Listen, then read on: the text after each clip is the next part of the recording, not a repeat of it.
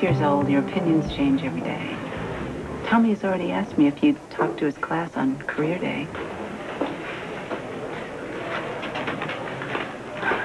Excuse me, I don't mean to interrupt. I thought you might like to take a look at my revised witness list. All right. It's all in chronological order, so don't say I didn't warn you.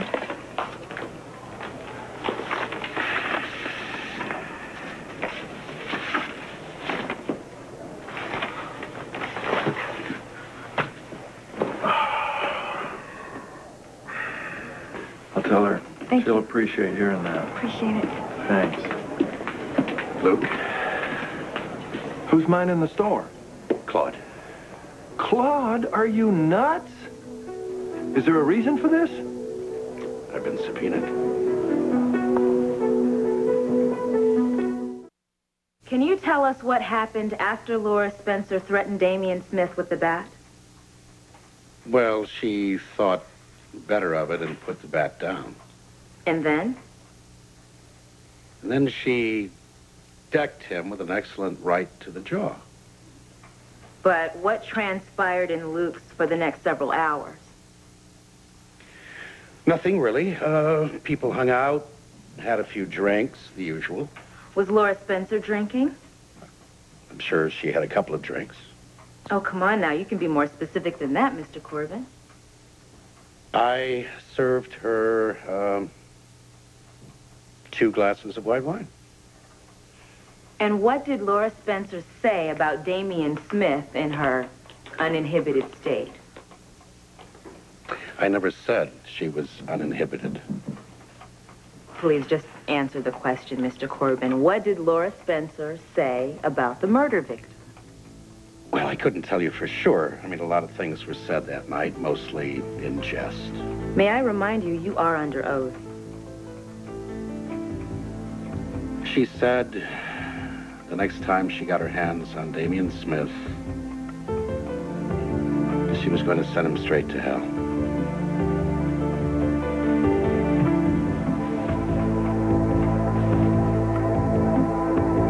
Mr. Corbin, you stated that much of what was said that evening was in jest. Would you elaborate? Well, no one there liked Damian. He was the butt of a lot of jokes. So, Mrs. Spencer was not the only one to make disparaging comments that evening. Are you kidding? Not by a long shot. In fact, a lot of the comments that were made that night were a lot more pointed, including what I said. What was that? I offered to grind Damian into tiny cocktail wieners and serve him at happy hour. Quiet, please. I would like to remind the spectators about the consequences of disregarding courtroom etiquette. We will adjourn for the day. All rise.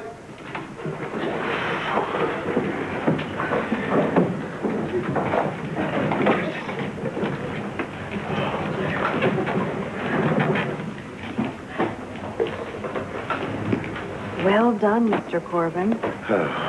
Cocktail weenies? You couldn't do better than cocktail weenies? Well, it was very short notice.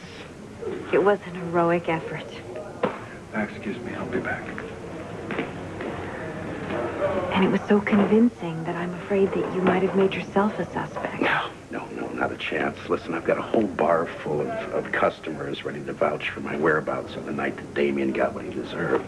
But you know what surprises me is that Ms. Jensen didn't bring up my ties with Sonny. I mean, I would think that if she wanted to discredit my testimony, she would mention the fact that I'm the father of a notorious mob boss.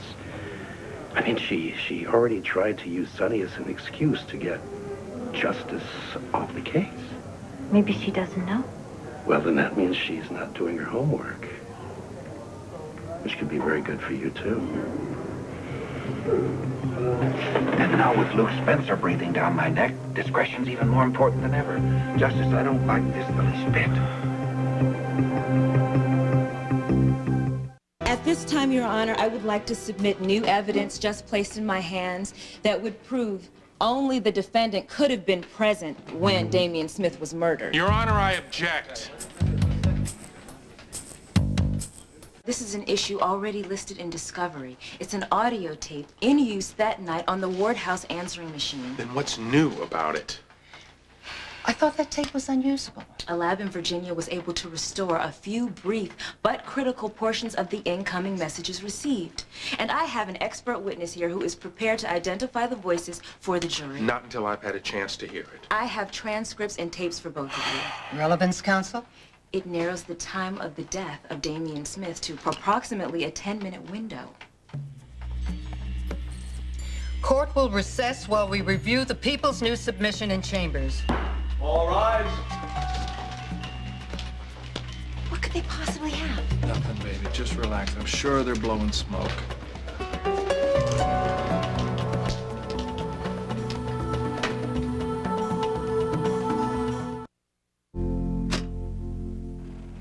Hello? Is anybody there? Hello? Good. Call number 10:04 p.m.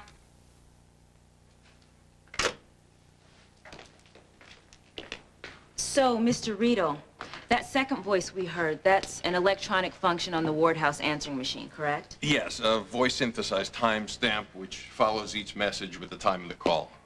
And were you able to identify the caller's voice? Yes, it was Damian Smith's. I compared it to the outgoing message on his own answering machine and to a videotaped interview that His interview with Miss Bowles? with the reporter, yes. Mm-hmm. And the voice prints matched exactly. So, based on your testimony, we know that as of 10:04, Damian Smith was still alive. That's correct. And from the medical examiner's testimony, we know that he ceased to draw breath at least 5 minutes before the fire was reported at 10:18. Whom was Mr. Smith looking for? Was he returning someone's call? Was he making sure the Ward House was empty so that he could burn it down? These speculations do not concern us. Only two things do. That unknown to Mr. Smith, someone was there, the defendant. How's it going? It would appear there's no end to Laura Spencer's villainy. Now she's being accused of not answering the phone. What? Nothing. How can you be so awfully sure that this is a miscarriage of justice? But do you think she did it? No, but I don't know why you don't. Laura? Honey, it's me, Cora. Yes, you're busy. Call me at the hotel when you can. Bye-bye. Call number 10:12 p.m. Yes, thank you. So, 10:12. Squarely in the interval we've established as the probable time of Damian Smith's death. Objection, Your Honor. She's editorializing again. Sustained. Move on, Miss Jensen. Okay.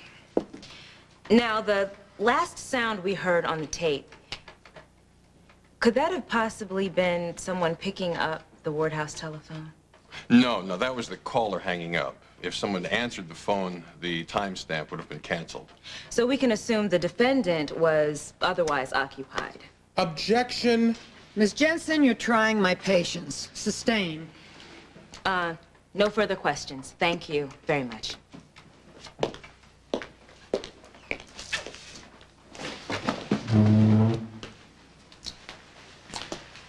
Mr. Riedel, does the tape give you any indication as to whether or not the ward phone actually rang?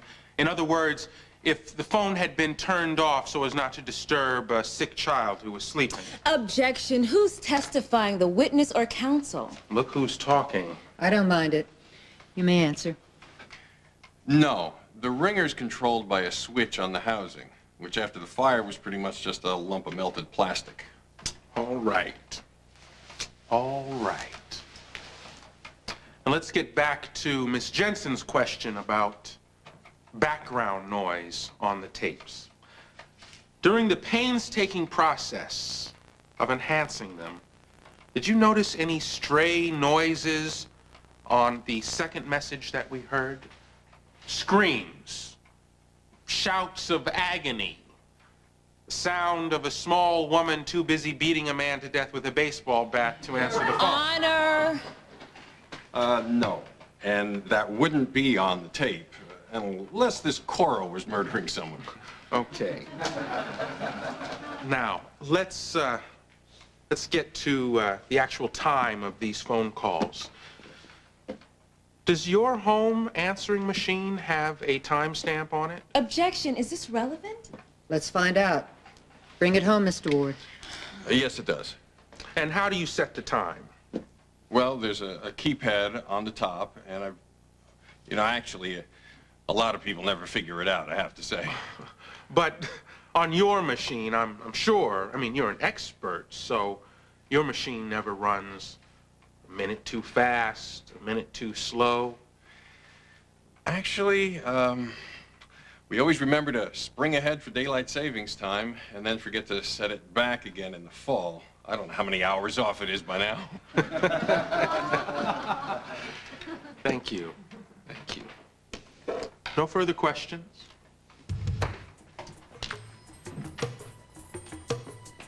Do I have a great lawyer or what? I damn well better be. Very well. In view of the time, we'll postpone hearing the defense case until after the weekend. Is that agreeable, Mr. Ward? Yes, Your Honor. Court stands adjourned until 10 a.m. Monday. All right. Are you heading home? No, I have to see a patient. I've got late rounds. Well, you better get to it, because these late hours you put in aren't helping to keep domestic peace, I've noticed. Oh, now you're a marriage counselor.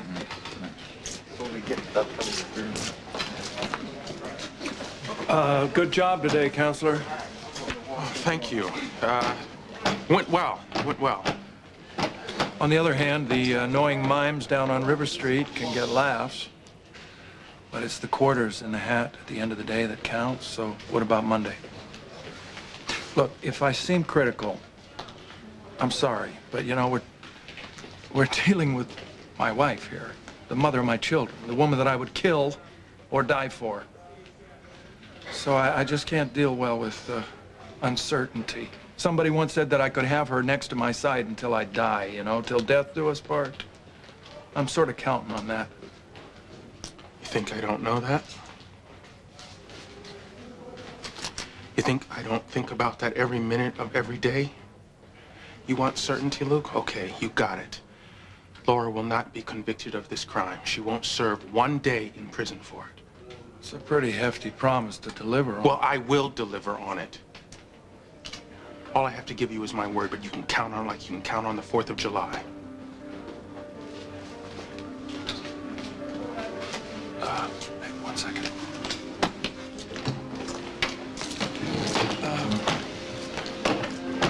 Why don't you slip out the back? Sonny's here. I'll just be a minute seeing what he's up to.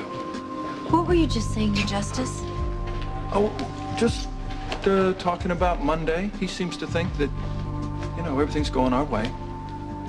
But you don't. Look, lawyers are trained to be optimistic. Husbands are trained to be paranoid. You know me.